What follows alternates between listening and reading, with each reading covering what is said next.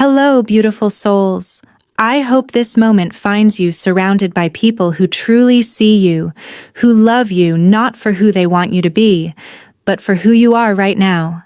Today, I want to share something with you, a story that might make your heart ache a little, but I promise it will also remind you of something powerful, something we all need to remember. Have you ever loved someone so deeply that you couldn't see the shadows they cast? Have you ever been so certain about a person that you pushed away the very people trying to catch you before you fell? Sometimes, the person we think is our enemy is actually our guardian angel in disguise. Sometimes, the voice we silence is the one that would have saved us from our own choices. This is Maya's story. It's about betrayal, yes. But it's also about the kind of love that waits in the darkness, even when we've turned our backs on it. The kind of love that doesn't demand to be right. It just demands to be there when we finally understand. So take a deep breath with me. Let your heart open just a little wider. Because sometimes, the most beautiful stories are born from the most broken places. Let's walk through Maya's journey together and discover what it really means to come home. Maya Rodriguez wakes up every morning at 6:30, not because she has to, but because she chooses to. There's something about those quiet moments before the world demands her attention that feels sacred to her. She makes her coffee in the same small mug her mother gave her for her 21st birthday, the one with the tiny chip on the handle that she refuses to throw away. From the outside, Maya's life looks perfectly ordinary. She works as a marketing coordinator at a mid-sized firm downtown, drives a reliable Honda that's seen better days, and lives in a studio apartment that she's decorated with plants and fairy lights to make it feel like home. Her co-workers see her as the reliable one, the one who always meets her deadlines and remembers everyone's birthdays. But there's something else about Maya that people notice. She has this way of lighting up when she talks about the future. Her eyes get this distant, dreamy look, like she can see something beautiful just beyond the horizon. She talks about dreams the way other people talk about certainties. Marriage, a house with a garden, maybe children someday. All painted in soft, hopeful colors. What people don't see is the weight she carries in her chest, the pressure she puts on herself to prove that she's grown up, that she can make her own choices. Maya loves deeply, maybe too deeply. She sees potential in people where others see warning signs. She believes in second chances, in the power of love to change everything. Her mother, Sarah, watches her daughter with the kind of careful love that comes from raising a child alone. She sees Maya's generous heart, but she also sees how easily it can be taken advantage of. The conversations between them have become careful dances around a subject they both know is there, but neither wants to name. Maya doesn't know it yet, but she's standing at the edge of a choice that will change everything she thinks she knows about love. Maya's world before everything changed was painted in soft, predictable colors. Every Tuesday, she'd stop at the corner bakery on 5th Street, where Mrs. Chen would already have her blueberry muffin wrapped and waiting. The elderly woman would smile and ask about her mother, and Maya would always say Sarah was doing well, even when she knew her mom was working another double shift at the hospital. At the office, Maya was the one people came to when they needed something done right. She wore her favorite cardigan on Mondays, the cream-colored one with the tiny pearl buttons that made her feel professional and put together. Her desk was organized in a way that made her coworkers slightly envious. Color-coded folders, a small succulent named George, and a framed photo of her and her mother from last Christmas. But the center of Maya's universe wasn't her job or her routines. It was Jake. Every lunch break, her phone would buzz with his messages, and that familiar flutter would dance in her stomach. She'd find herself smiling at nothing, her fingers flying across the keyboard as she typed back. Her co-workers noticed how she'd check her reflection in her computer screen before video calls, how she'd save the good snacks from the break room to bring home to him. On weekends, Maya's small apartment transformed into their sanctuary. She'd spend Saturday mornings at the farmer's market, carefully selecting ingredients for the dinners she'd cook for them. Jake would sleep in while she prepared everything, humming softly to herself as she chopped vegetables and imagined the home they'd build together someday. When he'd finally wake up, hair messy and eyes still heavy with sleep, he'd wrap his arms around her from behind and tell her she was too good to him. Those quiet Sunday afternoons felt like promises. Jake would talk about his plans, his big ideas, while Maya listened with the kind of attention you give to dreams you want to believe in. She'd trace patterns on his chest and picture their future: a house with a garden, maybe a dog, children who would have his smile and her determination. What Maya didn't realize was how carefully she'd begun editing her stories. When her mother asked about her weekend, Maya would mention the cooking and the movies they watched, but somehow forget to mention the money she'd lent him for his truck payment, or how he'd gotten quiet and distant when she brought up meeting her family again. Love, Maya had learned, sometimes meant protecting the person you loved from the doubts of others, even when those doubts were starting to whisper in your own heart. The phone call came on a Thursday evening while Maya was making dinner. Her mother's voice was careful, measured in the way that meant she was choosing her words like stepping stones across a dangerous water. "Maya, honey, I need to talk to you about Jake's loan application." Maya's hand stilled on the wooden spoon. She'd been stirring the pasta sauce, humming softly, planning to surprise Jake with his favorite meal when he got home. The kitchen suddenly felt too small, too warm. "I can't co-sign it, sweetheart. I've looked at his credit history, his employment records. I'm sorry, but I just can't." The words hit Maya like ice water, not because of the loan, she could figure out another way, but because of what this meant. Her mother didn't believe in Jake. Her mother didn't believe in them. "You don't even know him," Maya heard herself saying, her voice rising higher than she intended. "You've barely given him a chance, and now you're sabotaging our future." "Maya, please, just listen." "No, you listen." The spoon clattered to the counter. "I have never asked you for anything. Not once. I put myself through college. I got my own apartment. I've been independent since I was 18. And the one time I ask for help, you say no because you don't like my boyfriend?" Sarah's voice was soft, pleading. "It's not about liking him, baby.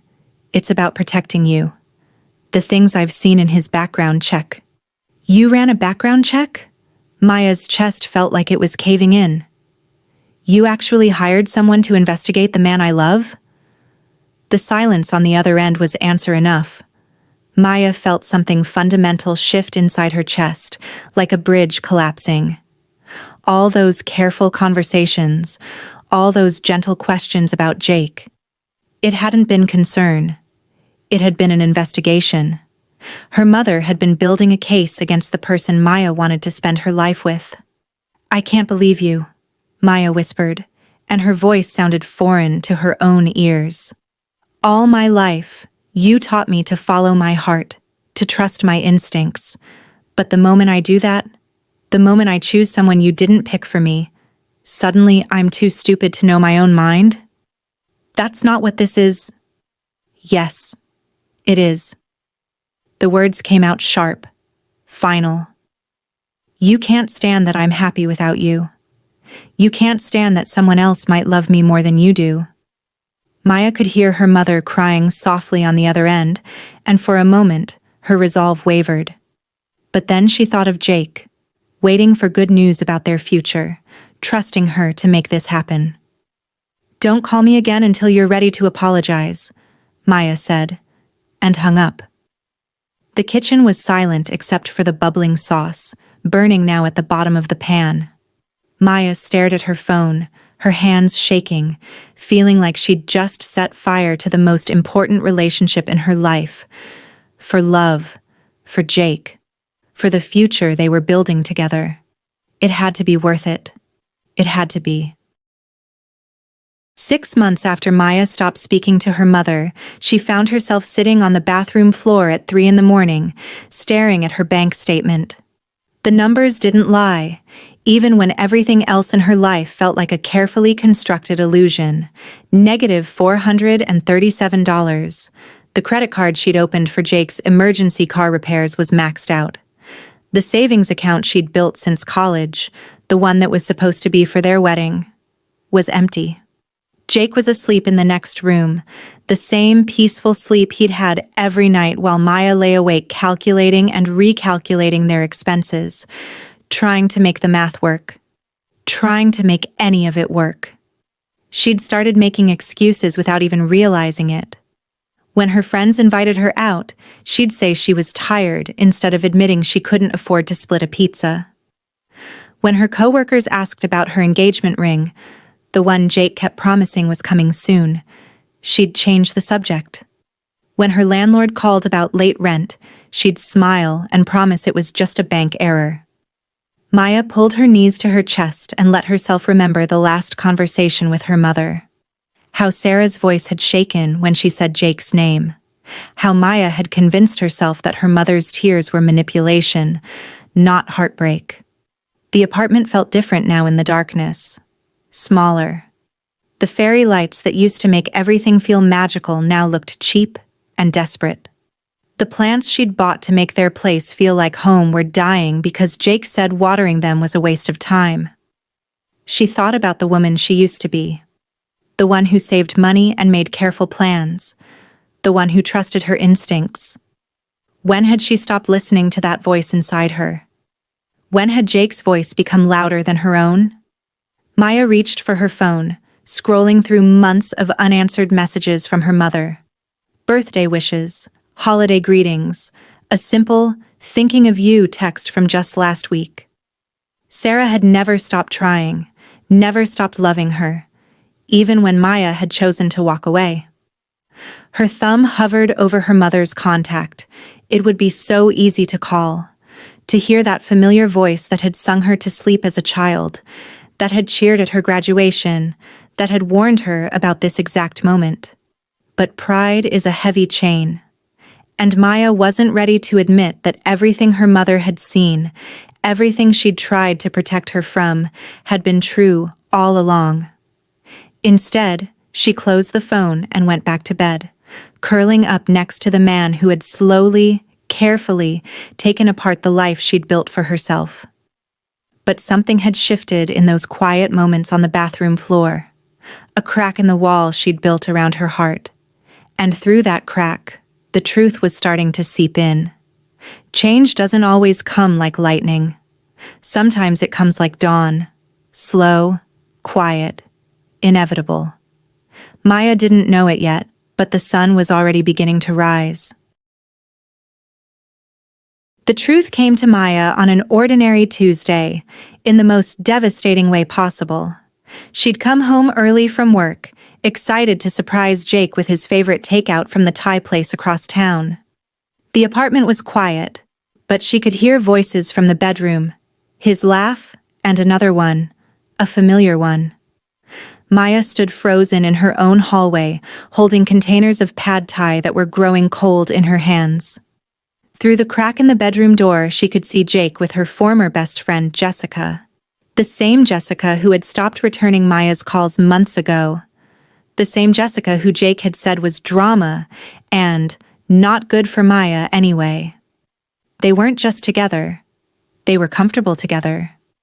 Like this had been happening for a long time. Maya didn't scream. She didn't throw the food or demand explanations. She just stood there, watching her life rearrange itself in front of her eyes, feeling something deep inside her chest finally break open. Later, after Jake had made his excuses and Jessica had gathered her things with fake tears and empty apologies, Maya found herself alone with the wreckage of everything she'd believed in, the credit card statements scattered across the kitchen table, the eviction notice Jake had hidden from her. The engagement ring receipt she discovered in his wallet. Dated 3 weeks ago, returned for cash. Maya sat in the silence of her stripped-down life and remembered something her grandmother used to say, something that came back to her now like a prayer she'd forgotten she knew. Sometimes you have to lose everything to remember who you really are. In that moment, Maya understood. She had been so afraid of being alone that she'd chosen to disappear instead. So desperate to be loved that she'd forgotten how to love herself. She thought about her mother's hands, always working, always giving. About the sacrifices Sarah had made without ever asking for gratitude. About love that protects instead of possesses. Love that warns instead of flatters. Maya reached for her phone, not to call Jake or demand answers or try to fix what couldn't be repaired. She called the one person who had never stopped believing in the woman she really was, even when Maya had forgotten her completely. "Mom?" she whispered into the phone. I think I need to come home." And for the first time in months, Maya heard her own voice clearly. Sarah didn't ask any questions when she picked Maya up that night. She just drove through the quiet streets while Maya sat in the passenger seat, holding a single suitcase and feeling like she was 13 again, coming home from a sleepover that had gone wrong.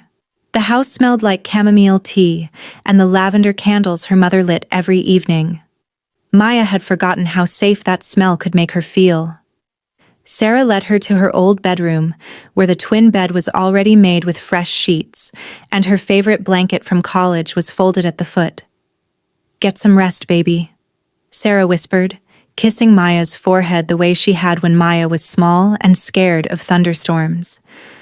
"Everything else can wait until tomorrow." The first week was quiet. Maya helped her mother with small things, folding laundry, grocery shopping, watering the garden that Sarah had been tending alone for months. They didn't talk much about Jake or the apartment or the mess Maya had left behind. Instead, they moved around each other with the careful gentleness of people learning to trust again. Maya started taking walks in the mornings, something she hadn't done in years. The neighborhood looked different now, smaller than she remembered, but also more solid somehow. She'd pass Mrs. Patterson's house with its bright yellow door, and the old woman would wave from her garden, asking about Maya's mother with genuine warmth.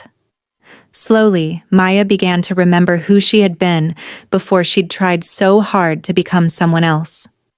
She found her old journals in the closet, pages filled with dreams that had nothing to do with anyone else's approval. She called her college roommate, who cried with relief when she heard Maya's voice. She applied for a new job at a company that valued her experience, not just her willingness to work for less than she was worth. The healing wasn't dramatic. It happened in small moments. When Maya caught herself laughing at something on TV, when she bought herself flowers just because she liked them, when she realized she hadn't checked her phone for Jake's messages in 3 whole days. One evening, while helping her mother make dinner, Maya looked up from chopping vegetables and said, "I'm sorry, Mom. For everything. You were right, and I was too proud to see it." Sarah set down her wooden spoon and pulled Maya into a hug that felt like coming home after being lost in the wilderness. "You don't need to apologize for learning to love yourself, sweetheart," Sarah whispered. "That's all I ever wanted for you." 2 years later, Maya still makes her coffee in that same chipped mug. But now when she holds it, she thinks about the hands that gave it to her, the love that has waited patiently through every mistake, every wrong turn, every moment when she forgot who she really was. She has her own apartment again, a small place with a balcony where she grows herbs and flowers. Sometimes she catches herself humming while she waters them, the same way her mother hums while tending her garden. Some gifts, it seems, are passed down in the quietest ways. Maya learned something profound in those dark months when she thought love meant sacrifice, when she confused losing herself with finding someone else. She learned that the people who truly love us aren't the ones who tell us what we want to hear. They're the ones brave enough to tell us what we need to know, even when it hurts. Real love doesn't ask you to become smaller. It doesn't demand that you choose between your heart and your family, your dreams and your relationships. Real love sees you completely and still chooses to stay. Real love warns you about the cliff before you walk off it. Not because it wants to control your path, but because it wants you to have a path at all. Maybe you're thinking about someone in your own life right now. Someone whose voice you've been ignoring, whose concern you've mistaken for interference. Someone who sees things you can't see yet, who loves you enough to risk your anger in order to protect your heart. Or maybe you're thinking about someone you're worried about, someone who's walking toward their own cliff, and you're wondering if you should speak up, knowing they might not want to hear it. Love isn't always comfortable. Sometimes it's the hand that pulls you back from the edge. Sometimes it's the voice that says no when everyone else is saying yes. Sometimes it's the person who stays even when you walk away. Maya knows now that her mother's love wasn't trying to hold her back. It was trying to hold her together. And sometimes, that makes all the difference.